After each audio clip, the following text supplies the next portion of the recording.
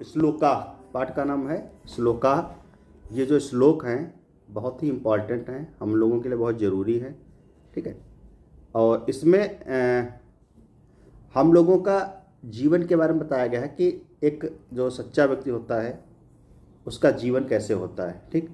हमारे जीवन में क्या क्या कठिनाइयाँ आती हैं, हमारे जीवन में कैसे कैसे लोग होते हैं, ठीक है, इन सब को ध्यान रखना है।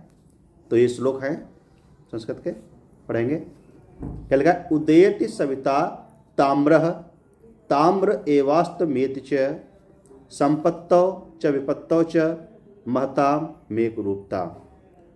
उदयति सविता ताम्रः, यानी कि सूर्य जब उगता है, सूर्य उगने के समय कैसा होता है? ताम्र रंग का, तांबे का रंग का होता है, लाल होता है।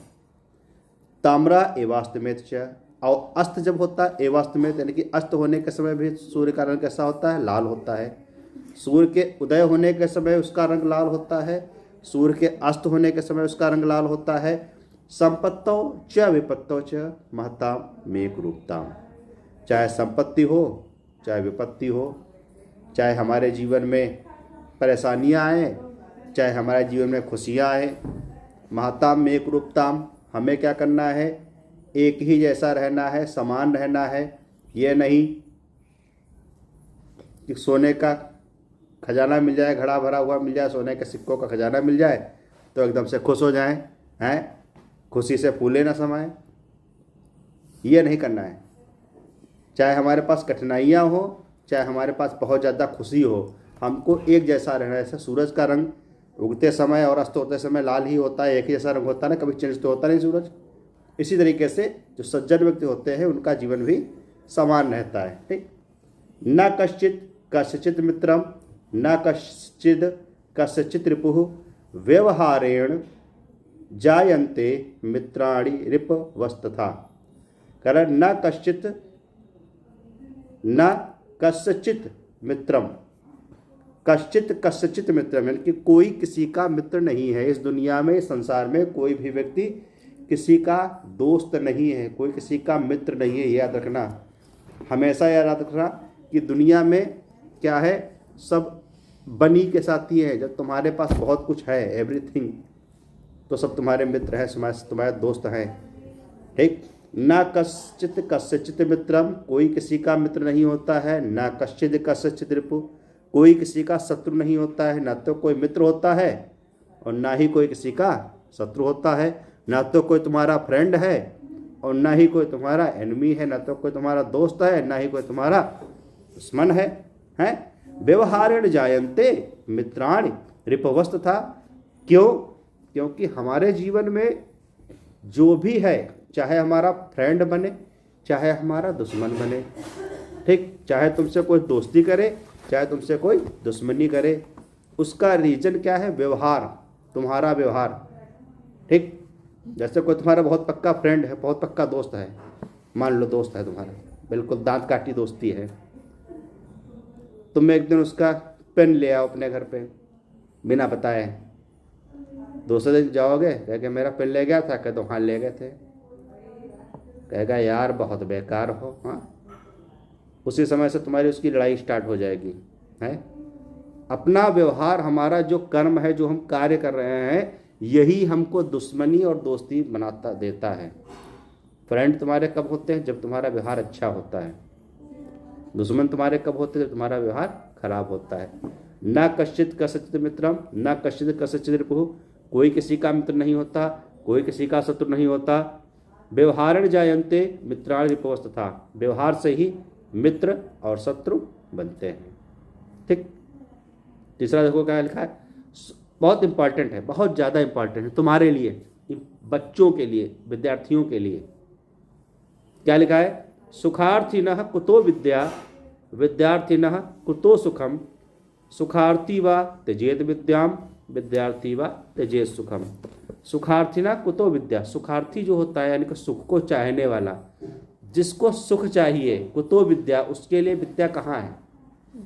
जाड़े आ रहे हैं, रजाई ओढ़ के बैठोगे, नींद आ जाएगी, सो जाओगे, हैं, सो जाओगे, पढ़ाई कहाँ से होगी? अगर तुमको नींद लेनी है तो पढ़ाई नहीं हो सकती, और अगर पढ़ाई करनी है तो नींद नहीं मिलेगी। सुखार्थिना कुतो विद्या, सुखार्थी के लिए, सुख के चाहने वाले के लिए विद्या कहाँ है। विद्यार्थिना कुतो सुखम, और विद्यार्थी के लिए सुख कहाँ है। विद्यार्थी जो विद्या को चाहने वाला उसके लिए सुख कहाँ पे है भाई, उसको सुख कहाँ मिलेगा, नहीं मिल सकता है। हाँ, सुखार्थिना व्या त्यजेत विद्याम, अगर आप सुख चाहते हो तो आपको विद्या छोड़नी पड़ेगी, पढ़ाई छोड़नी पड़ेगी, यस या नो। हाँ, अगर तुमको मौज में रहना है, गरम गरम बिस्तर हो, नरम नरम रोटियां हो, हाँ, बढ़िया खाने को मिले, पिज़्ज़ा बर्गर मिले, तो पढ़ाई तो बंद करनी पड़ेगी, मेहनत करनी पड़ेगी, पढ़ाई करनी पड़ेगी, तो सुख नहीं मिलेगा। और सुख लेना है तो पढ़ाई नहीं मिलेगी, दो में से एक ही चीज़ मिलेगी। सुखार्थिना वा त्यजेत विद्याम, विद्यार्थिना वा त्यजेत सुखम। अगर आपको सुख चाहिए तो विद्या छोड़िए, अगर आपको विद्या चाहिए तो सुख छोड़िए। विद्यार्थी को सुबह 4 बजे उठना पड़ता है जाड़ों में भी पढ़ने के लिए, सुबह नहीं उठोगे तो पढ़ाई नहीं हो पाएगी। हाँ, दुर्जनः सज्जनः, अगला देखो क्या लिखा, दुर्जनः सज्जना भूयात्, सज्जनः शांतिम आपनुयात्, शांतः मुंचेत बंधनेभ्यः, मुक्तः च अन्यान विमोचयेत। दुर्जना सज्जना भूयात्, दुर्जन जो होता है, दुष्ट जो व्यक्ति होता है, उसको सज्जन हो जाना चाहिए, सज्जन बनना चाहिए। दुष्ट को सही आदमी बन जाना चाहिए।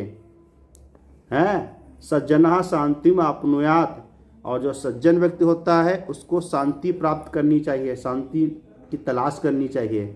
अगर तुम दुष्ट हो, तुम्हारे अंदर दुष्टता है, तो तुमको सज्जनता को अपनाना पड़ेगा। सज्जन व्यक्ति यानी कि भला आदमी तुमको बनना पड़ेगा।